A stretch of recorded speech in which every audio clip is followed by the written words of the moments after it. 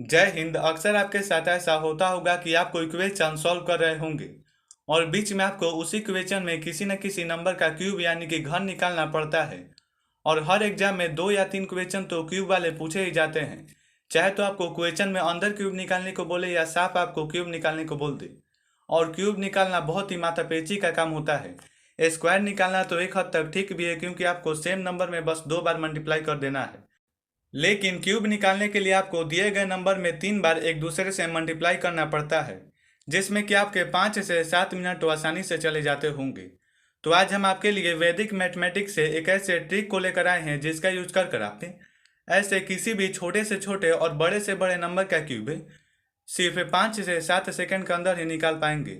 इस वीडियो को देखने के बाद आप ऐसे किसी भी नंबर का क्यूब चुटकियों में निकाल पाएंगे।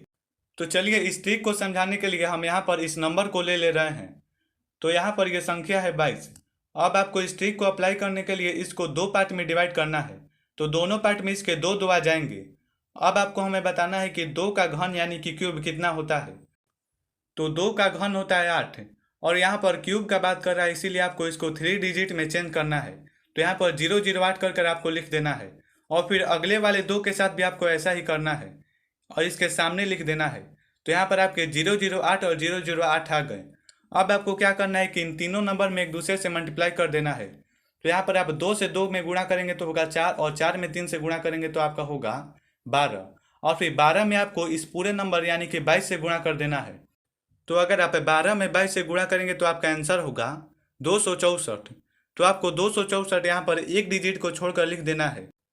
तो अगर आप इन्हें जोड़ेंगे तो आपका आंसर आएगा यहाँ पर 10648, यानी कि 10,648 ही आपका इसका क्यूब होगा, यानी कि 22 का क्यूब होगा 10,648। तो यही इसका आंसर है। वैसे शायद हमें समझाने में थोड़ा सा ज़्यादा समय लग गया होगा, लेकिन अगर आप इसे खुद इसे सॉल्व करेंगे तो ये बहुत ही जल्दी सॉल्व हो जाएगा। तो चलिए कुछ और एग्जाम्पल से इसे अच्छे से समझते हैं। तो अगले एग्जाम्पल में आपसे 34 का क्यूब पूछ रहा है। इसे सॉल्व करने के लिए आपको सिंपली क्या करना है कि पहले 3 का क्यूब निकालना है। तो 3 का क्यूब होगा 27। अब इसे 3 डिजिट में चेंज करने के लिए आपको 0 को आगे बैठा देना है। तो होगा 027। अब आपको ऐसे ही 4 को आगे लिखना है। तो 4 का होगा 064, क्योंकि 4 का क्यूब होता है 64। तो अब आपको क्या करना है कि ये तीनों नंबर में एक दूसरे से मल्टीप्लाई कर देना है। यानी कि आप 3 में 4 से मल्टीप्लाई करेंगे तो आपका आएगा 12। फिर 12 में 3 से मल्टीप्लाई करना है तो आएगा 36। फिर अब आपको 36 में 34 से यहाँ वाले नंबर से मल्टीप्लाई कर देना है। तो आपका आंसर आएगा 1224। आप यहाँ पर एक अंक छोड़कर 1224 को लिख देना है। तो अगर आप यहाँ पर एक अंक को छोड़कर 1224 को लिख देंगे और फिर उसके बाद इन सभी को जोड़ देंगे तो आपका आंसर निकल कर आ जाएगा। यहाँ पर आपका 4 आएगा और फिर 0 3 9 3, यानी कि 39,304 आपका आंसर होगा। यानी कि 34 का जो क्यूब होता है 39,304 होता है। चलिए अब कुछ और एग्जाम्पल देखते हैं। तो चलिए हम यहाँ पर 56 के एग्जाम्पल से समझते हैं इसको। तो अगर आपको 56 का क्यूब निकालना हो तो आपको क्या करना है कि सबसे पहले 5 का क्यूब निकालना होगा। तो 5 का क्यूब होता है 25। वैसे ही आपको 6 का क्यूब निकालना होगा। तो 6 का होता है 216। ये सब आपको पहले से पता होना चाहिए। अब आपको इन सभी नंबर में एक दूसरे से मल्टीप्लाई कर देना है। तो आप 5 में 6 से करेंगे तो होगा आपका 30। फिर अगर आप 30 में 3 से मल्टीप्लाई करेंगे तो आपका आएगा 90।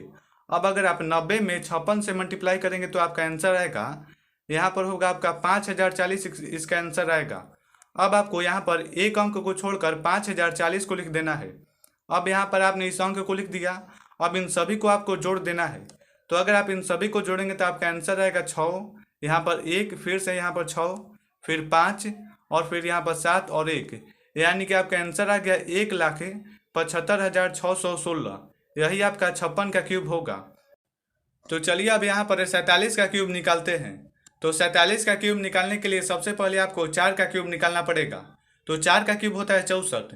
अब इसको 3 डिजिट में चेंज करने के लिए आपको आगे 0 बैठाना पड़ेगा। यहाँ पर आपने लिख लिया 064। अब आपको 7 का क्यूब निकालना है। तो 7 का क्यूब होता है 343। अब यहाँ पर सिंपली 343 को आपने लिख लिया। अब आपको इन तीनों नंबर में मल्टीप्लाई कर देना है।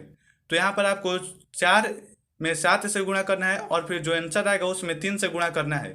तो 4 में 7 से गुणा करेंगे तो आपका आएगा 28। फिर अगर आप 28 में 3 से गुणा करेंगे तो आपका आएगा 84।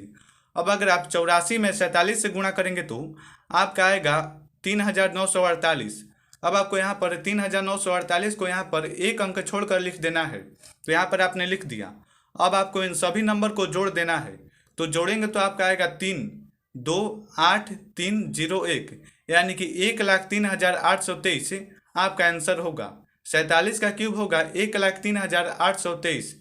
अब आपको हमने 4 एग्जाम्पल से इस ट्रिक को बहुत ही अच्छी तरीके से समझा दिया होगा। फिर भी कोई डाउट होगा तो आप कमेंट बॉक्स में पूछ सकते हैं, और आपको प्रैक्टिस करने के लिए हमने यहाँ पर 3 से 4 क्वेश्चन दे दिए हैं। आप इनका क्यूब निकाल कर हमें कमेंट बॉक्स में ज़रूर बताइएगा, ताकि आपका प्रैक्टिस हो सके और आप इस ट्रिक को बहुत ही अच्छे से याद कर पाएँ। चलिए, जय हिंद। फिर से अगले वीडियो में मुलाकात होगी।